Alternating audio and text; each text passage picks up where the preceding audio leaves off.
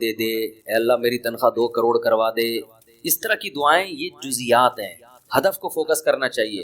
اللہم انی اسألک العفو والعافیہ، معافی چاہتا ہوں، عافیت والی زندگی، ٹینشنوں سے پاک زندگی چاہیے. اب وہ اللہ کی مرضی ہے، پیسہ دے کے ٹینشن سے پاک کر دے یا بغیر پیسے کے آپ کو ٹینشن فری بنا دے.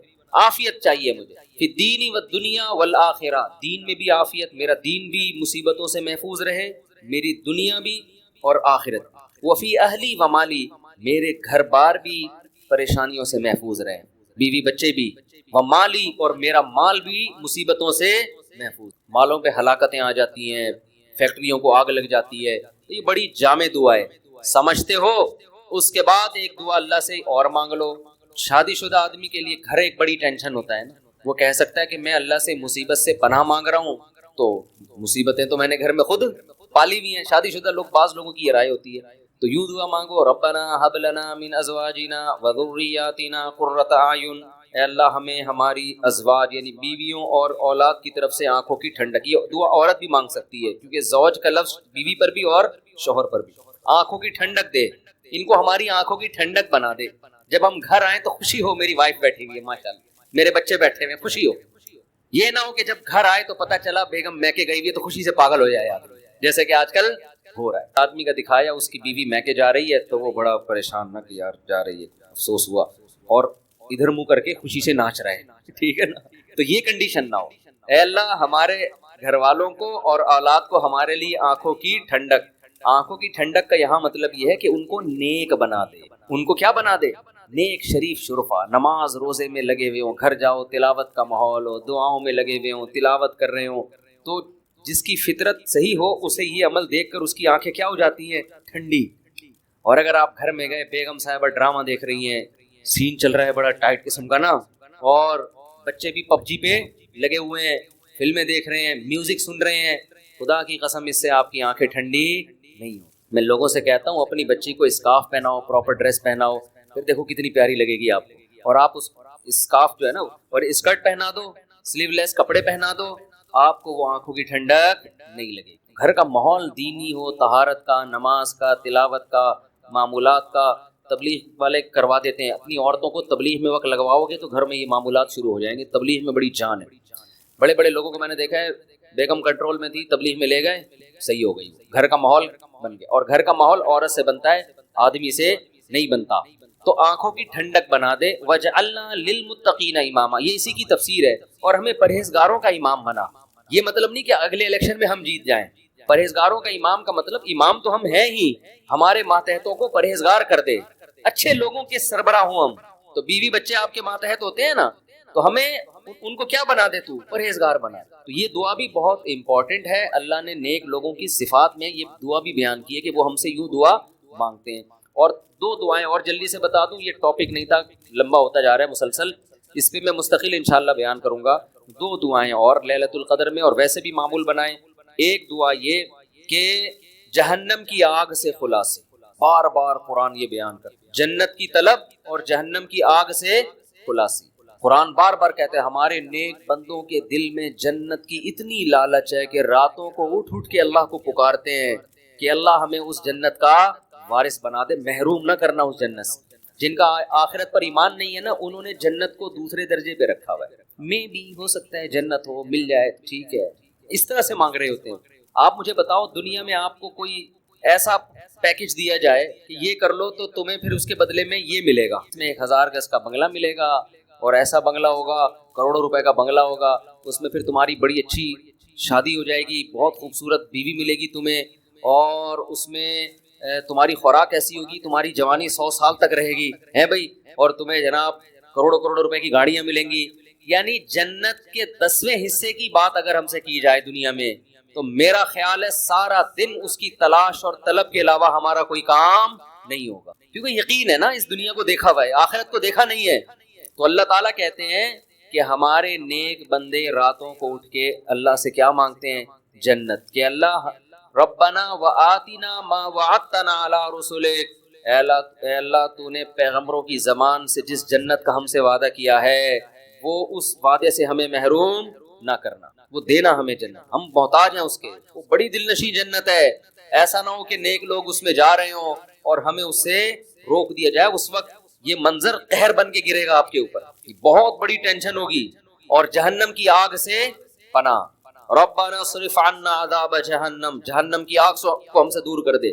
تو یہ چند دعائیں ہیں جو مانگا کریں پابندی کے ساتھ، سمجھتے ہو کہ نہیں سمجھتے؟ اور ایک آخری دعا، اگر آپ کے والدین دنیا سے جا چکے ہیں یا آباء و اجداد کوئی بھی جا چکے ہیں، ان کی مغفرت کی، ان کو بھولنا، جن میں والدین تو بہرحال وہ تو زندگی بھر نہیں بھولنا ان کو، جب مغفرت کی دعا تو سب سے پہلے اپنے والدین کی الگ الگ مانگا کرو، باپ کے لیے الگ اور ماں کے لیے الگ، ہول سیل کے حساب سے نہ مانگا کرو۔ بعض لوگ ہول سیل، اللہ جتنے بھی مرحومین دنیا سے جا چکے ہیں سب کی مغفرت فرما دے، تو مرحومین میں ابا بھی آ گئے، اماں بھی آ گئے، نانی بھی آ گئی، دادی بھی آ گئی، سب ہول سیل۔ دعاؤں میں ہول سیل نہیں چلتا، نام لے لے کے اس میں زیادہ خوشو خضو پیدا ہوتا ہے، سمجھتے ہو؟ اب ظاہر ہے سارے مرحومین کا تو نام لے نہیں سکتا نا، تو خود ہی مرحومین میں داخل ہو جائے گا تھوڑی دیر میں، تو چند اسپیسیفک مرحومین کا نام لے کے پھر ہول سیل کے حساب سے کہ جتنے دنیا سے مسلمان جا چکے ہیں اللہ مغفرت کرے، تو یہ کام ضرور کرنا چاہیے لیلۃ القدر میں۔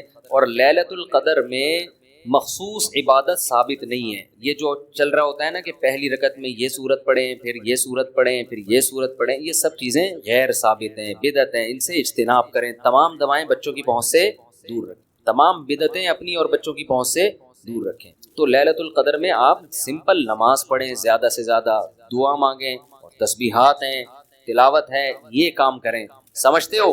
دوسرا، جتھے نہ لگائیں لیلۃ القدر میں، اس کو بھی لوگوں نے ایک شو بنا لیا ہے، جتھے دوست احباب مسجد میں ٹوپیاں پہن کے جا رہے ہیں اور پھر بیٹھے ہوئے ہیں، گپے لگ رہی ہیں، ہاں ہلا گلا چل رہا ہے، پھر چلو جی جماعت سے نماز ہو رہی ہے، ٹھیک ہے جماعت سے نماز بھی پڑھ سکتے ہیں، لیکن تراویح میں تو بڑی جماعتیں جائز ہیں، تو ثابت ہے خلفائے راشدین سے، تہجد میں بڑی جماعت ثابت نہیں ہے، لہذا یہ بھی بدعت ہے۔ تراویح تو ثابت ہے نا، اس میں تو جتنے پوری مسجد بھر جائے، لیکن تہجد میں اس طرح تداعی اتنے لوگوں کو اکٹھا کرنا کہ قاری صاحب تہجد پڑھا رہے ہیں سب لوگ آ جاؤ، یہ نبی سے ثابت نہیں ہے، جب ثابت نہیں ہے تو جائز بھی نہیں ہے۔ تو اس لیے تہجد میں اگر کسی نے جماعت پڑھنی ہے، 2-3 سے زیادہ افراد کو اکٹھا بولو تاکہ زیادہ تعداد نہ ہو جائے لوگ، لیکن بہتر یہی ہے کہ اپنے طور پہ پڑھیں تہجد۔ تراویح ہو گئی جماعت کے ساتھ، باقی نوافل کیسے پڑھیں؟ انفرادی میں الگ اللہ سے تعلق بنتا ہے، جماعت میں الگ تعلق بنتا ہے، تو اس میں انفرادی کو فوکس کریں۔ تو کوئی مخصوص صورتیں پڑھنا، پہلی رکعت میں یہ، دوسری میں یہ بھی بدعت ہے۔ صلاۃ و تسبیح کی جماعت بھی جائز نہیں ہے، سمجھتے ہو؟ صلاۃ و تسبیح انفرادی طور پر تھوڑا سا اختلافی مسئلہ ہے، جمہور علماء کے نزدیک سنت ہے، بعض کچھ علماء ایسے بھی گزرے ہیں جو صلاۃ و تسبیح کو نہیں سنت مانتے، وجہ اس کی یہ ہے کہ وہ کہتے ہیں اس بارے میں کوئی بھی صحیح حدیث موجود نہیں ہے، لیکن چونکہ روایات کی کثرت ہے، اور کثرت سے جب روایات ہوتی ہے تو درجہ حسن تک حدیث پہنچ جاتی ہے، اس بیس پر بہت سے علماء کی رائے یہی ہے کہ پڑھ لینی چاہیے۔ جو اختلافی مسئلہ ہو اس میں اگر کوئی بھی رائے رکھتا ہے تو اس میں شدت جائز نہیں، سمجھتے ہو کہ نہیں سمجھتے؟ تو اچھا، میرا موقف چونکہ یہ والا ہے جو ابن تیمیہ رحمہ اللہ کا موقف تھا، تو میں کیا، میری اوقات کیا، بعض بڑے علماء کا بھی وہی موقف ہے، تو اس لیے تو میں بھی اسی موقف کو مانتا ہوں، لیکن کوئی فتویٰ میں یہی دیتا ہوں جو جمہور کا ہے کہ بھئی ٹھیک ہے، جو مفتہ بھی قول تو یہی ہے کہ پڑھ لینا چاہیے۔ عبداللہ بن مبارک، علامہ ناصر الدین البانی رحمہ اللہ نے اس مسئلے میں عبداللہ بن مبارک کی تقلید کی ہے، ان کی نظر میں بھی اس بارے میں کوئی حدیث صحیح نہیں ہے، لیکن چونکہ عبداللہ بن مبارک سے اس کی سنیت منقول ہے تو انہوں نے اس مسئلے میں تقلید کی ہے، کس کی؟ عبداللہ ابن مبارک کی، کہ اتنے بڑے آدمی پڑھتے تھے تو ٹھیک ہے۔ تو خیر کہاں سے لمبی بات چلی گئی، تو لیلۃ القدر میں دعائیں مانگنی ہیں اور گناہوں سے معافی، تو گناہوں سے معافی میں گناہ دماغ میں ہوں گے تو معافی مانگے گا نا، تو پہلے اپنے گناہوں کے بارے میں سوچنا بھی ہے کہ میرے اندر خرابیاں ہیں کیا۔ تو دیر آر 2 types of خرابیز، خرابیوں کی کتنی قسمیں ہیں؟ 2، ایک اللہ سے معاملہ ٹھیک نہیں ہے، ایک اللہ کے بندوں سے۔ تو اللہ سے جو معاملہ ٹھیک نہیں ہے، فرض نماز آپ کے ذمے، روزے آپ قضا کر رہے ہیں، بد نظری کر رہے ہیں، سود کھا رہے ہیں، زنا کر رہے ہیں، انٹرنیٹ پر فحش فلمیں دیکھ رہے ہیں، داڑھی کاٹ رہے ہیں اور ازار ٹخنوں سے نیچے رکھتے ہیں اور زکوٰۃ نہیں دیتے، یہ سب کس کے حقوق ہیں؟ اللہ کے۔ حج نہیں کیا، فرض ہوا ہے آپ کے اوپر، اور مخلوق کے حقوق کیا ہیں؟ سب سے پہلے دیکھنا، وراثت تو پھوڑ پھاڑ کے نہیں بیٹھا ہوا میں کہیں، ابا کا انتقال ہو گیا ویسا تو نہیں میں کسی کا حصہ کھا رہا ہوں، بہن کے حقوق میں آتا ہے نا، وراثت پھوڑ پھاڑ کے بیٹھا ہوا ہے تو وہی سب سے پہلے بہن کی وراثت اس کے حوالے، بڑا بھائی ہے تو چھوٹے بھائیوں کا حق تو نہیں کھا رہا، سمجھتے ہو؟ تو مخلوق میں سب سے پہلے مالی حقوق، پھر دیکھو قطع رحمی تو نہیں کی ہوئی، ایسا تو نہیں کوئی قریبی رشتہ دار ہو جس کو پورے پورے سال آپ پوچھنے کی توفیق ہی نہیں ملتی، تو قریبی رشتہ داروں کو منا لو، تھوڑا سا ہیلو ہائے کر لو، سلام دعا کر لو ان سے، کیا جا رہا ہے اس میں؟ تو یہ موٹے موٹے رشتہ داروں کے حقوق یہ سوچ کے اللہ سے توبہ کر لو اور وہ حقوق ادا کر لو. پھر لیلۃ القدر بنے گی.